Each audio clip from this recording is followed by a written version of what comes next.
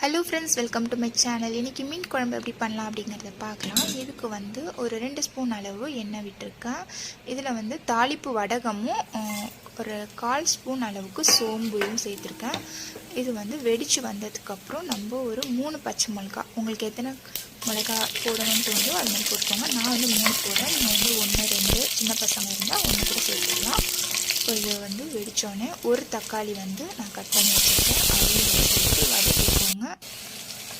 தக்காளி வந்து வதங்கினதுக்கப்புறம் நான் வந்து இதில் வந்து ஒரு அரை தக்காளியும் ஒரு வெங்காயம், பெரிய வெங்காயமும் சேர்த்து அரைச்சி வச்சுருக்கேன். அதில் கொஞ்சம் வந்து சோம்பும் சேர்த்து அரைச்சிருக்கேன்.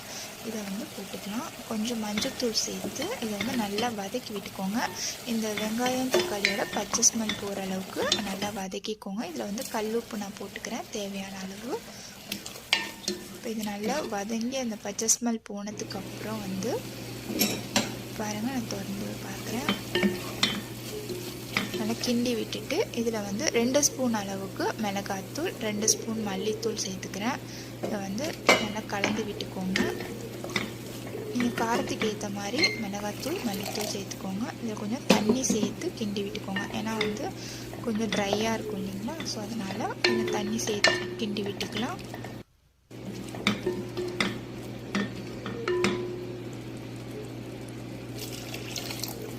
இன்னும் கொஞ்சம் தண்ணி சேர்த்துக்கிறேன், ஏன்னா வந்து கொதி வரணும், அதுக்காக.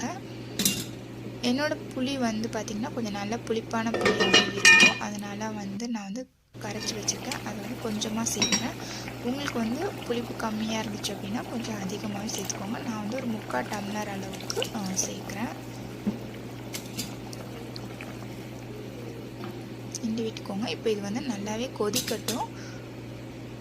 கொதிச்சதுக்கப்புறம் நம்ம வந்து மீன் சேர்த்துட வேண்டியதான். இப்போ பாருங்கள், கொதித்து நுர வருது இல்லைங்களா, இந்த டைமில் வந்து நம்ம வந்து மீன் வந்து சேர்த்துடலாம். நான் உப்பு போட்டுக்கிறேன். நான் வந்து பாறை மீன் எடுத்திருக்கேன், ஸோ அதுதான் சேர்க்குறேன். பாறை மீன் குழம்பு ஊற்றும்போது ரொம்ப டேஸ்ட்டாக இருக்கும். இது வந்து வறுவலுக்குமே ரொம்பவே நல்லாயிருக்கும். மீனை சேர்த்து நல்லா கிண்டி விட்டுக்கலாம். இது வந்து நல்லா மூடி போட்டு வச்சுருங்க. இப்போ வந்து மேலே வந்து எண்ணெய் வந்து திரண்டு வரணும், அப்படியே பிரிஞ்ச மாதிரி இருக்கும். ஸோ அந்த ஸ்டேஜில் வந்து நம்ம ஸ்டவ் ஆஃப் பண்ணிக்கலாம். இந்த மீன் குழம்பு வந்து கண்டிப்பாக ட்ரை பண்ணி பாருங்கள், செம்ம டேஸ்ட்டாக இருக்கும். உங்களுக்கு என்னோடய வீடியோ பிடிச்சிருந்துச்சின்னா என்னோடய சேனலை சப்ஸ்கிரைப் பண்ணுங்கள். தேங்க்ஸ் ஃபார் வாட்சிங். தேங்க்யூ.